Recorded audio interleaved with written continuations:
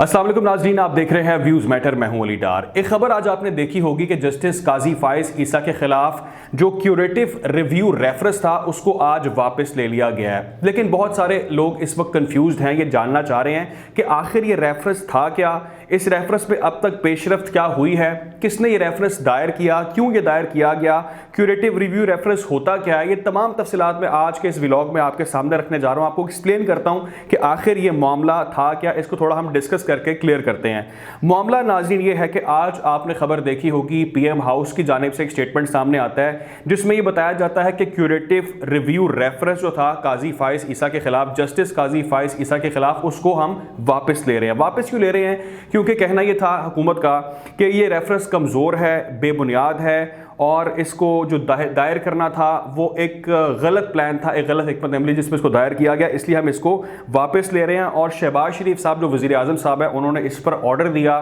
जो वज़ीर कानून है आज़म नज़ीर तारड़ साहब, उनको ऑर्डर दिया गया और उन्होंने इस पर जो है पेशरफ्त की और जाके इसको वापस ले लिया रेफरेंस को। इस रेफरेंस को यूज़ क्यों किया गया, इनका कहना है, यानी कि शहबाज शरीफ साहब की जो हुकूमत है उनका कहना है कि इस रेफरेंस को यूज़ किया गया जस्टिस काजी फाइज ईसा को बदनाम करने के लिए और उनको हैरेस करने के लिए, उनकी फैमिली को जो है वो हैरेसमेंट करने के लिए इस रेफरेंस को दायर किया गया था। तो बेसिकली उनका कहना था कि ये एक इंतकामी कार्रवाई थी, अदलिया को तकसीम करने की साजिश की गई थी पीटीआई की हुकूमत की जानिब से, और इमरान खान साहब ने जो सदर आरिफ अलवी हैं उनका गलत इस्तेमाल किया और उन्होंने इस सदारती रेफरेंस को दायर किया। और उनका मकसद सिर्फ एक था कि एक क्रिमिनल एक्ट किया जाए जिससे इन लोगों को हम ब्लैकमेल कर सकें, यानी कि जो अदलिया है उसको मलाइन किया जा सके, ब्लैकमेल किया जा सके। पीएमएलएन का कहना है कि हमने इसको उस वक्त भी इस रेफरेंस को कंडेम किया, हमने इसकी भरपूर मजम्मत की और हमारे साथ जो दीगर जमातें थी उन्होंने भी इसको भरपूर कंडेम किया और कहा कि ये गलत एक्ट है।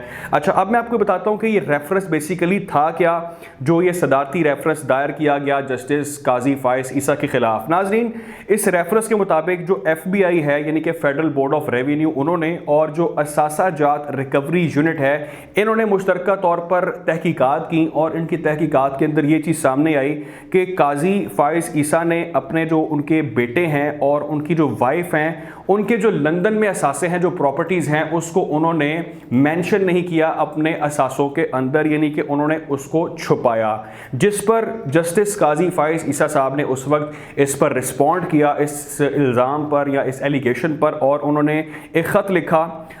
सदर साहब को, सदर आरिफ अलवी साहब के नाम वो ख़त लिखा जिसमें उन्होंने ये मेंशन किया कि जो मेरी अहलियाँ हैं और जो मेरा बेटा है वो मेरी ज़ेरे कफ़ालत नहीं है लंदन में, वो अपने खुद कफ़ील है और वहाँ पर अपने मामला खुद देख रहे हैं। तो मुझे इस हवाले से अभी तक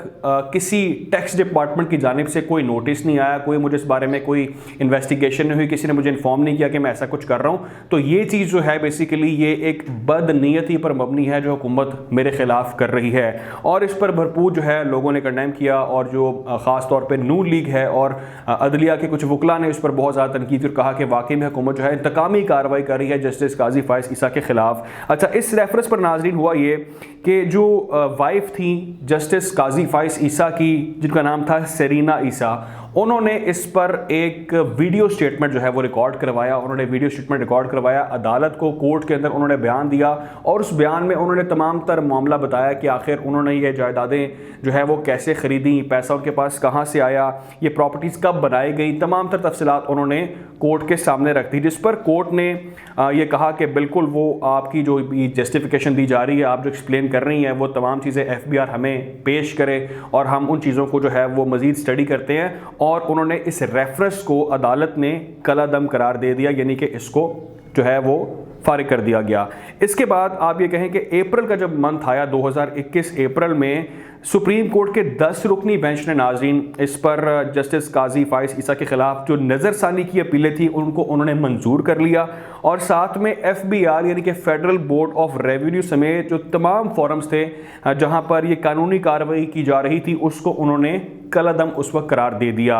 मई 2021 आता है, मई 2021 के अंदर नाजरीन जो वजारत कानून है वो भी इस पर नज़रसानी की एक और जो है वो दरख्वास्त है वो दायर करते हैं, यानी कि एक दरख्वास्त पहले मंजूर की गई नज़रसानी की, उसके ऊपर एक और दरख्वास्त जो है वो भी दायर कर दी गई। अब जो सवाल है जो सब कर रहे हैं, जानना चाह रहे हैं कि क्यूरेटिव रिव्यू कहते किसको है। तो नाजरीन, जो नज़रसानी की दरख्वास्त के ऊपर एक और दरख्वास्त दायर कर दी जाती है, एक और अपील की जाती है, उसको क्यूरेटिव रिव्यू कहा जाता है, यानी कि काबिल इस्लाह जो रिव्यू होता है उसको ये कहा जाता है। अच्छा, इस समाअत के लिए मुकर्रर बेसिकली नहीं किया गया। इस समाअत को मुकर्रर क्यों नहीं किया गया? क्योंकि दूसरी दफ़ा नज़रसानी की दरख्वास्त का असूल जो है या ऐसा कोई कानून जो है वो मौजूद नहीं है, जिस पर रजिस्ट्रार सुप्रीम कोर्ट जो थे उन्होंने भी इस पर एतराज़ात किए और कहा कि ऐसा नहीं होता कि एक बार एक दरख्वास्त कर दी गई नज़रसानी की, उसके ऊपर एक और दरख्वास्त दायर की जा रही है। तो उसको अब फाइनली जाकर जो खबर सामने आई है कि उसको हुकूमत ने, यानी कि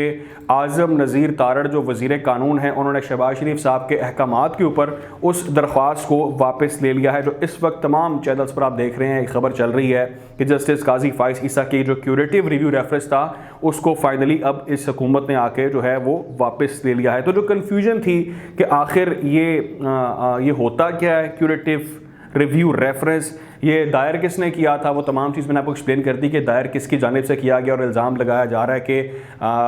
आरिफ अलवी साहब ने ये इंतकामी कार्रवाई जानबूझकर की और इनको जो है वो मलाइन करने की कोशिश की, ब्लैकमेल करने की प्लानिंग की गई और इसको जो है वापस लेने की वजूहात जो है वो अब इस हुकूमत की जानिब से बताई जा रही हैं कि जी ये सारा जो मामला किया जा रहा था ये इमरान खान के कहने पर, यानी कि तहरीक इंसाफ जो है वो अदालतों को ब्लैकमेल कर रही थी, उनको हरेस किया जा रहा था जजों को, और ये इस चीज़ को इस तरह से अब जो है वो आवाम के सामने एक्सप्लेन किया जा रहा है। ऑपोजिशन यानी कि जो हुकूमती दड़ा है, इमरान खान के जो अपोजिट पार्टीज़ हैं, वो इस चीज़ को इस तरह से एक्सप्लेन कर रही हैं। तो आई होप कि मामला अब आपको समझ आ गया होगा। अपना फीडबैक हमें ज़रूर दीजिएगा। ख्याल रखें और दुआ में याद रखें। अल्लाह हाफ़िज़।